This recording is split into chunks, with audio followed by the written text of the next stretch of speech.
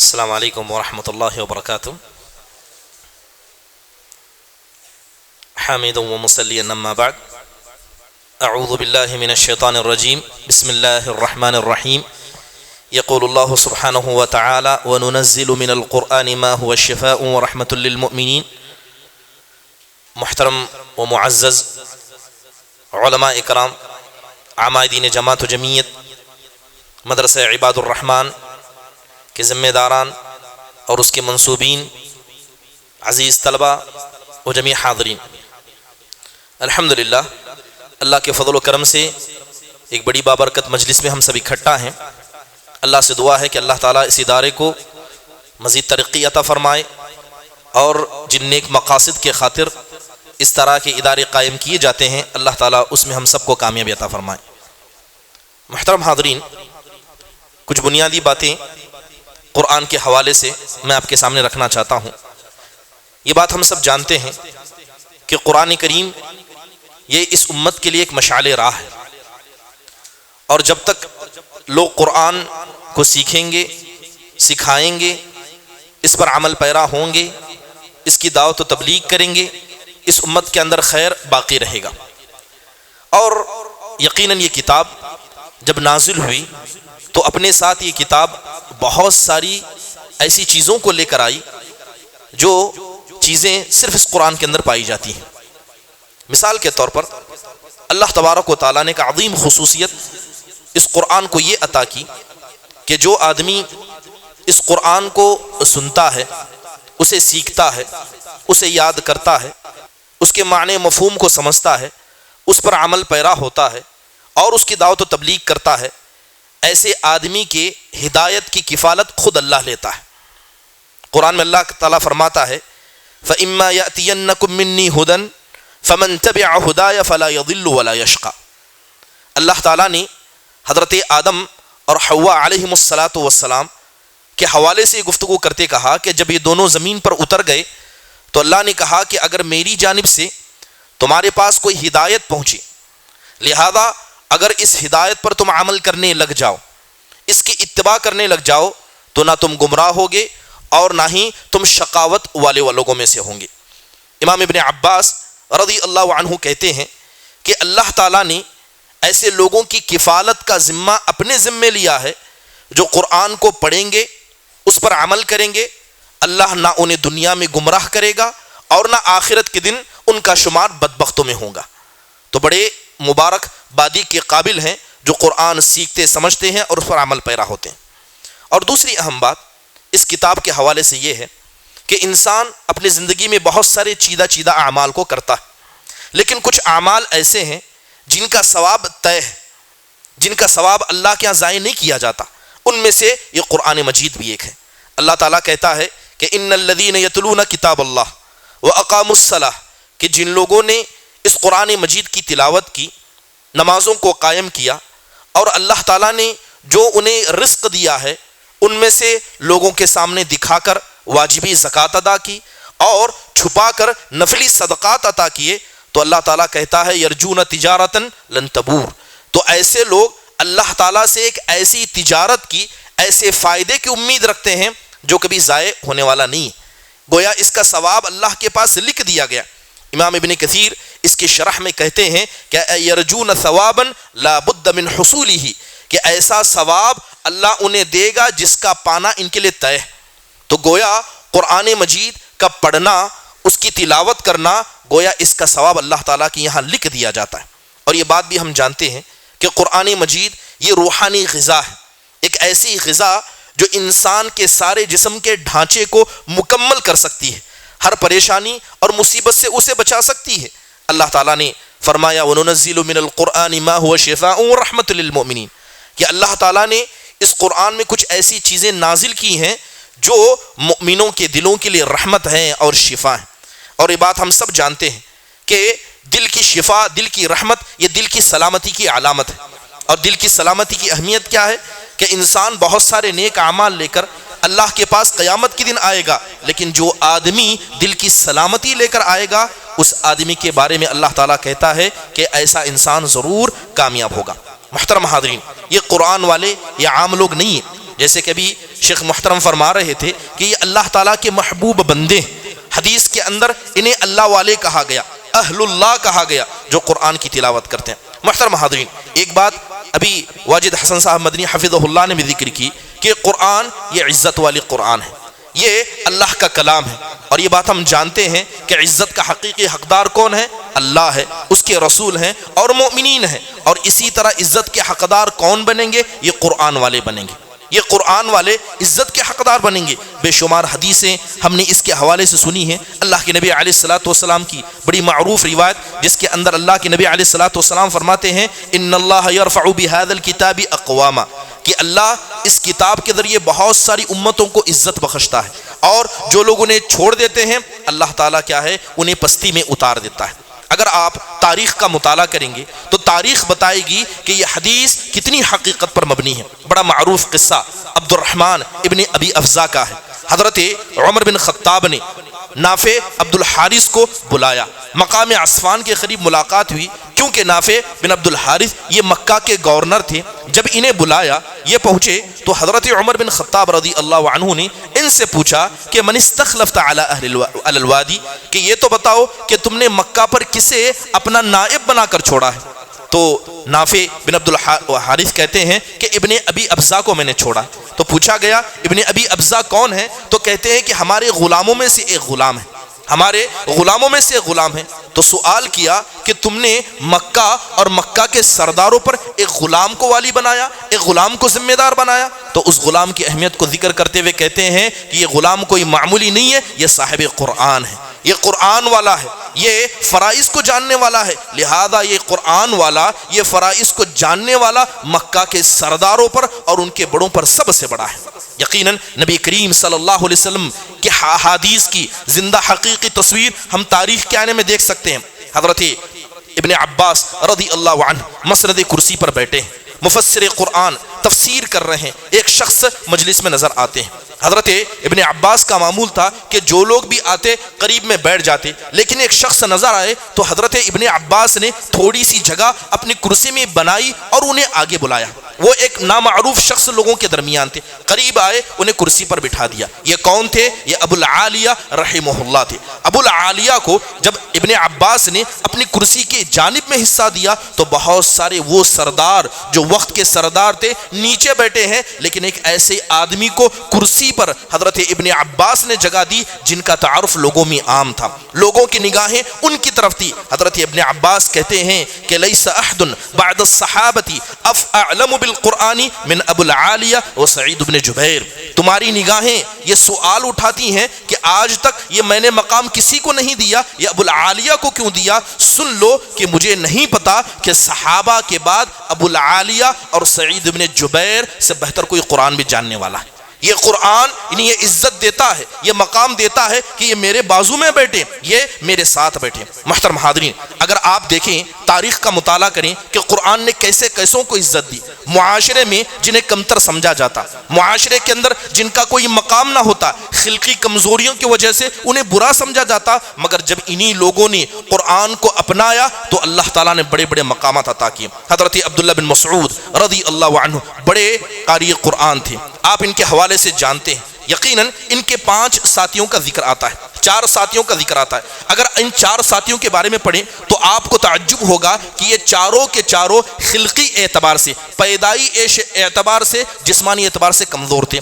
عبیدہ بن حارث اور حارث بن عبداللہ، ان دونوں کے بارے میں ذکر کیا جاتا ہے کہ یہ کانا تھے، ایک آنکھ دونوں کی خراب تھی۔ مسروق بن اجدع، ان کو ایک بیماری تھی جسے عربی میں احدب نام کا ذکر کیا جاتا ہے۔ وہ بیماری جب انسان کو ہو جاتی ہے تو انسان کی کمر اٹھ جاتی ہے، انسان کا سر جھک جاتا ہے۔ اس بیماری میں مسروق بن اجدع ملوث تھے۔ تیسرے علقمہ بن قیس، ان کے ہاتھ پر دونوں ٹیڑھے تھے۔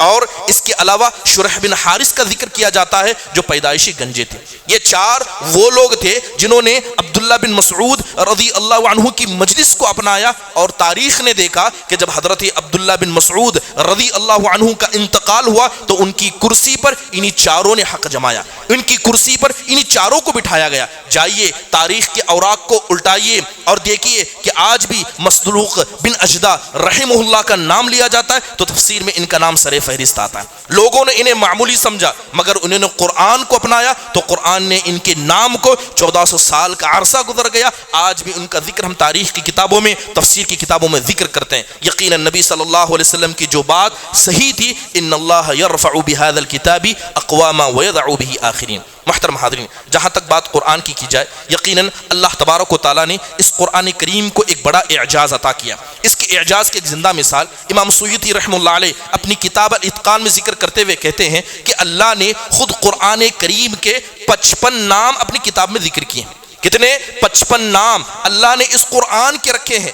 کیا یہ بات اس قرآن کے اہتمام اس کے مقام کو اللہ تعالیٰ کے نزدیک نہیں بتاتی ہے کہ اللہ تعالیٰ خود اس کلام کو کتنا پسند کرتا ہے جو اسی سے نکلا ہے اسی کی طرف لوٹے گا کہ اللہ تعالیٰ نے اس کتاب کو 55 ناموں سے یاد کیا. اگر بات قرآن کے حفظ کی جائے یاد رکھیے کہ اللہ تبارک و تعالیٰ نے دل بنایا ہے. یہ انسان کے جسم میں مرکزی حیثیت رکھتا ہے اور اللہ کے نبی علیہ الصلوۃ والسلام نے مرکزی حیثیت رکھنے والے اس دل کے بارے میں فرمایا ان الذی لیس فی جوفہ شیء من القرآن کالبیت الخرب کہ جو دل جس دل میں قرآن نہیں ہوتا قرآن کی آیتیں نہیں ہوتی ایسا دل برباد گھر کی جیسے. وہ برباد گھر جس کے اندر اللہ کی رحمت نہیں آ سکتی وہ برباد گھر جو اللہ کی رحمت سے دور ہوتا ہے. یہی وجہ ہے کہ صاحب قرآن کا معاملہ صرف دنیا کی حد تک نہیں ہے کہ ایک آدمی ایک معمولی بچہ جو قرآن کی تلاوت کرتا ہے اسے حفظ کرتا ہے اسے یاد رکھتا ہے اور زندگی بھر اسے اپنا معمول بناتا ہے اس کا مقام بڑھتا جاتا ہے یہاں تک کہ دنیا سے چلا جائے گا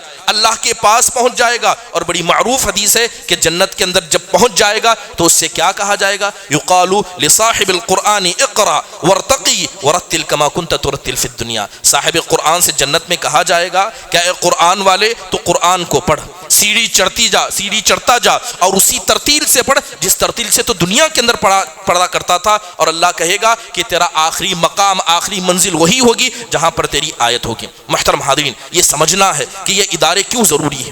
اگر ہم اپنے اسلاف کی تاریخ کو دیکھیں کہ آخرکار یہ قرآن کیسے جمع کیا گیا صحابہ اکرام نے اس قرآن کو جمع کرنے میں کتنی محنتیں کی تو آپ کو سمجھ میں آئے گا کہ یہ قرآن کی نعمت اللہ کی کتنی بڑی نعمت ہے. محترم حاضرین قرآن جب نازل ہوا تو لوگوں نے اعتراض کرتے ہوئے کہا اللہ تعالیٰ نے ان کے اعتراض کو قرآن میں ذکر کرتے ہوئے کہا وقال الذین کفروا لولا نزل علیہ القرآن جملۃ واحدہ کہ کافروں نے کہا کہ اللہ تعالیٰ کو جب قرآن نازل ہی کرنا تھا تو اللہ نے بیک وقت کیوں نازل نہیں کیا. اللہ تعالیٰ نے اس کا جواب دیتے ہوئے کہا کذالک لنثبت به فؤادک کہ ہم نے اس قرآن کو ٹکڑے ٹکڑے کر کے احادیث و وقائع کے اعتبار سے اس لیے نازل کیا تاکہ آپ کے دل میں ہم اس کو ثابت کر سکیں. یہ بات ہم سب جانتے ہیں کہ قرآن کی ترتیب آج جو ہمارے پاس موجود ہے ابھی ذکر کیا گیا کہ پہلی سورت کیا ہے سورہ فاتحہ ہے دوسری سورت کون سے سورہ بقرہ ہے. کیا سچ میں قرآن اسی ترتیب سے نازل ہوا تھا؟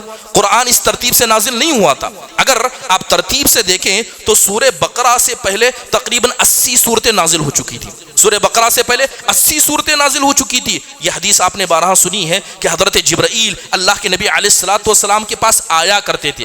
رمضان کے مہینے میں آتے اور حضرت جبرائیل اللہ کے نبی علیہ الصلوۃ والسلام کو قرآن دہرایا کرتے آپ پڑھایا کرتے. لیکن جس سال اللہ کے نبی کا انتقال ہوا اس سال حضرت جبرائیل 2 مرتبہ آئے اور آخری مرتبے میں پوری قرآن کی ترتیب کو بدل دیا گیا. یعنی وہ صحابہ اکرام جنہوں نے نبی کریم صلی اللہ علیہ وسلم کے انتقال سے 6 مہینے پہلے تک قرآن کو یاد کیا تھا وہ الگ ترتیب تھی لیکن بعد میں حضرت جبرائیل نے پوری قرآن کی ترتیب کو بدل دیا. آج جو ترتیب موجود ہے وہ آخری عرضۃ الاخیرہ کی ترتیب ہے. آپ تصور کریں کہ صحابہ نے جنہوں نے قرآن کو پرانی ترتیب سے یاد کیا کتنی مشکل ہوئی ہوگی انہیں قرآن کی ترتیب کو صحیح سے پڑھنے میں. اور اس آخری ترتیب کو کس نے یاد رکھا؟ حضرت زید بن ثابت رضی اللہ عنہ نے. اور آپ غور کریں کہ اللہ کے نبی کا انتقال ہو گیا جن پر قرآن نازل کیا گیا تھا انتقال ہو گیا. قرآن جمع نہیں ہے. آدھے صحابہ کو پرانی ترتیب یاد ہے اور کچھ کو نئی ترتیب یاد ہے. اور قرآن کی جب ترتیب کی بات آئی عرضۃ الاخیرہ کے اعتبار سے ترتیب دی جا رہی ہے. اگر اللہ نے یہ نہ کہا ہوتا کہ اس قرآن کو ہم نے نازل کیا ہے ہم اس کی حفاظت کرنے والے ہیں تو بنی اسرائیل سے پہلے ہم گمراہ ہو گئے ہوتے. بنی اسرائیل کو یہودیوں کو تختی کی شکل میں तौरात अता की गई, तख्तियां सामने थी, तब भी गुमराह हो गए, और नबी सल्लल्लाहु अलैहि वसल्लम का इंतकाल होता है, कुरान लिखी हुई शक्ल में नहीं है। हजरत अबू बकर ने जमा करने का हुक्म दिया, यहाँ तक कि जाकर हजरत उस्मान बिन अफ़्फ़ान रज़ी अल्लाहु अन्हु के ज़माने में कुरान को जमा किया गया। मुहतरम हाज़रीन, नबी करीम सल्लल्लाहु अलैहि वसल्लम का इंतकाल हुआ, गिने चुने सहाबा या जिनका जिक्र मुअर्रिखीन ने किया है, गिने चुने सहाबा हाफिज़ कुरान थे, जिसमें खुलफाए अरबा का नाम आता है, हजरत इब्न मसऊद, इब्न अब्बास, इब्न उमर, अबू हुरैरा, मुआज़ बिन जबल, उबादा बिन सामित रिज़वानुल्लाहि अलैहिम अजमईन। लेकिन कुरान के कुछ मुअल्लिमीन थे जो कुरान को लोगों में सिखाया करते थे, उनमें हजरत उस्मान, हजरत अली, उबई बिन काब और अबू दरदा रज़ी अल्लाहु अन्हु का नाम सरे फहरिस्त आता है। बल्कि हजरत अबू दरदा रज़ी अल्लाहु अन्हु जब दिमिश्क की मस्जिद में बैठकर लोगों को कुरान सिखाया करते तो वक्त के अमीर ने फैसला जारी किया और कहा कि अबू दरदा, हम चाहते हैं कि आपने कितनों को हाफिज बनाया है उसकी फहरिस्त बनाया जाए। तो हजरत अबू दरदा रज़ी अल्लाहु अन्हु के एक इंतकाल से एक साल पहले जब तरतीब को जमा किया गया तो तकरीबन 1600 ताबईन को हजरत अबू दरदा ने अकेले हाफिज कुरान बनाया था। मुहतरम हाज़रीन, गौर करें कि कुरान कैसे हमारे पास आया, कैसी उसकी हिफाजत की गई। आप अगर जानें कि ताबईयों के ज़माने में हमारी तरह कुरान मौजूद नहीं था, जो आज मुसहफ जो किताब की शक्ल में मौजूद है वो मौजूद नहीं था, लेकिन इसके बाद भी सल्फ़े सालिहीन ने, हमारे सल्फ़े सालिहीन ताबईन तबे ताबईन ने बड़ी मेहनत से कुरान को याद किया। हजरत क़तादा बिन दआमा अस्सदूसी रहमहुल्लाह के बारे में हम नहीं जानते। क्या इनके बारे में नहीं जानते? जब इनके इंतकाल का वक्त आया तो इन्होंने चाहा कि मैं कुरान को अपने हाथ से लिखूं, क्योंकि उस वक्त नुस्खे अवेलेबल नहीं थे, नुस्खे मौजूद नहीं थे। तो हजरत क़तादा बिन दआमा अस्सदूसी रहमहुल्लाह क्या करते, कुरान को लिखा करते और लिखकर हजरत सईद बिन मुसय्यिब को दिखाया करते, क्या ये तरतीब सही है, जो मैंने लिखा है सही है? तो हजरत अबू सईद बिन मुसय्यिब रहमहुल्लाह ने जब उनका शौक और जज्बा देखा और उनके बुढ़ापे को देखा तो पूछा कि आखिरकार आप ये खिदमत क्यों कर रहे हैं? क्या हजरत उस्मान बिन अफ़्फ़ान ने नुस्खों को नहीं बनाया? क्या इसे बांटा नहीं गया? तो हजरत क़तादा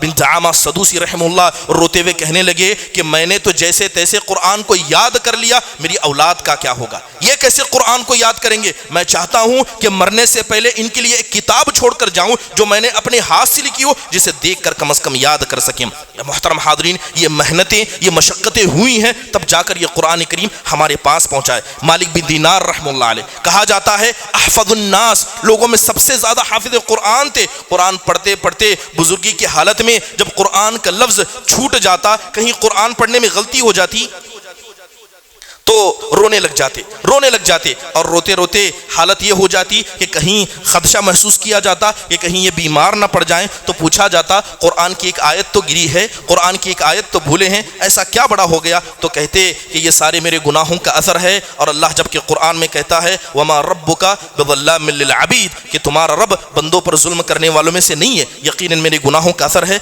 जिसकी वजह से मैं कुरान भूल गया। मुहतरम हाज़रीन, बहुत सारी ऐसी अहमियतें हैं कुरान को याद करने की, उसे समझने की। अगर सल्फ़े सालिहीन के हवाले से हम बातें करें तो बहुत सारी है। ज़रूरी है कि हम जिक्र करें सल्फ़े सालिहीन का, जिन्होंने कुरान को जमा करने में, उसको समझने में, उसकी दावत और तबलीग में जो मेहनतें की, वो हमारे लिए मशाअल राह है। अल्लाह ताला से दुआ है कि अल्लाह तबारक व तआला कुरान मजीद की अहमियत को समझकर उसके इदारों के अंदर जो कुरान के हिफ्ज़ कराया जाता है, जहाँ कुरान की तालीम दी जाती है, अल्लाह ताला उन इदारों की हिफाजत फरमाए। आमीन। अक़ूलु क़ौली हाज़ा व अस्तग़फ़िरुल्लाह ली व लकुम व लिसाइरिल मुस्लिमीन मिन कुल्लि ज़ंब फ़स्तग़फ़िरूहु इन्नहु हुवल गफ़ूरुर रहीम। अस्सलामु अलैकुम व रहमतुल्लाहि व बरकातुहू। ज़िद इबादुर रहमान के प्लेटफार्म से होने वाली दावत व तबलीग के मिशन को आगे बढ़ाने में हमारा भरपूर साथ दें। इल्म व अमल से नाता जोड़ने के लिए अहले इल्म से जुड़ें। मस्जिद इबादुर रहमान के यूट्यूब चैनल को सब्सक्राइब करें और आगे शेयर करना हरगिज़ ना भूलें। फ़जज़ाकुमुल्लाहु